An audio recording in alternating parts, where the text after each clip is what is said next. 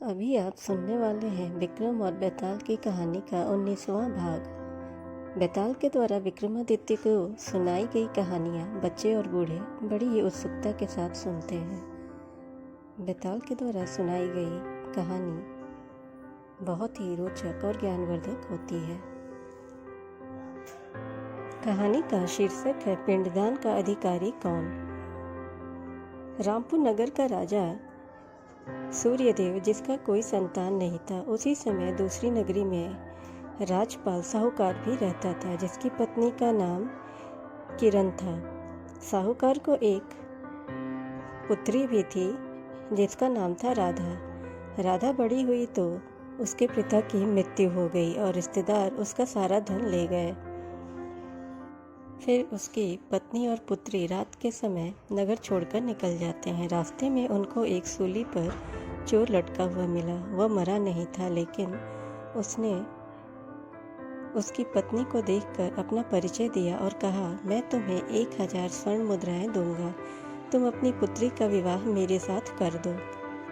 तब साहूकार की पत्नी कहती है, तुम्हारी मृत्यु होने वाली है। चोर बोला, मेरा कोई पुत्र नहीं है और अगर किसी से भी मेरा पुत्र हो जाए तो मुझे उद्धार मिल जाएगा।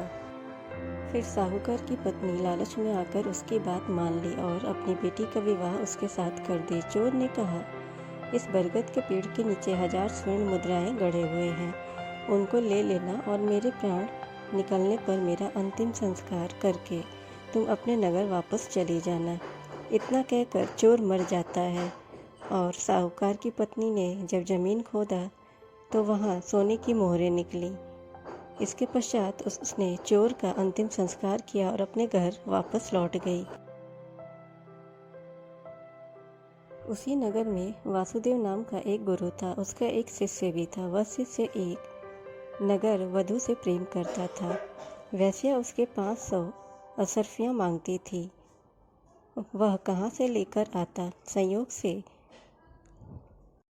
साहूकार की पत्नी ने उसे देखा और वह उससे मन ही मन प्रेम करने लगी।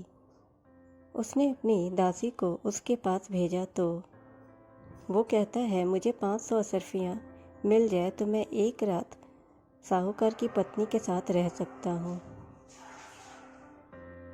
वह राजी हो गई। उसने स्वामी को 500 असरफियाँ दी। बाद में उसे एक पुत्र भी हुआ। उसी रात शिव जी ने उन्हें सपने में दर्शन देकर कहा, तुम इस बालक को 1000 स्वर्ण मुद्राएं के साथ राजमहल के दरवाजे पर रख आओ। जिसके पश्चात उसने ऐसा ही किया। उधर शिव जी ने राजा के सपने में दर्शन देकर कहा, तुम्हारे दरवाजे पर किसी ने धन के साथ एक लड़का रखा है, तुम उसे ग्रहण करो। राजा ने अपने नौकरों को भेजा और बालक और अशरफियों को मंगवा लिया। बालक का नाम उन्होंने सूर्यदेव रखा। जब वह लड़का बड़ा हुआ तो राजा के राज्य का संचालन करने लगा और राजा सारा कुछ सौंप कर काशी चला गया और कुछ दिनों के पश्चात वो मर गया। पिता के ऋण से ऋण होने के लिए सूर्यदेव तीर्थ यात्रा करने निकला। जब घूमते घूमते गया को पहुंचा और पिंडदान किया तो उसमें से 3 हाथ एक साथ निकाले तो हैरान सूर्यदेव ने ब्राह्मण से पूछा कि मैं किसको पिंडदान करूं। उन्होंने कहा, लोहे की कील वाला चोर का है, पवित्र ब्राह्मण का है और अंगूठी वाला राजा का है।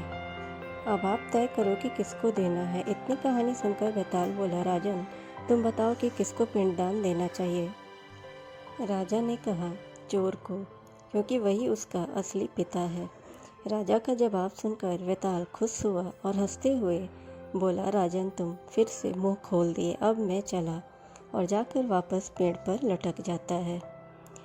विक्रम और बेताल की कहानियाँ बहुत ही रोचक होती हैं। अगली कहानी सुनने के लिए आप हमारे चैनल को ज़रूर सब्सक्राइब करें, नोटिफिकेशन बेल ज़रूर दबाएं ताकि हमारी हर वीडियोस आप तक पहुंचती रहे। वीडियो को ज़्यादा से ज़्यादा लाइक एंड शेयर करें।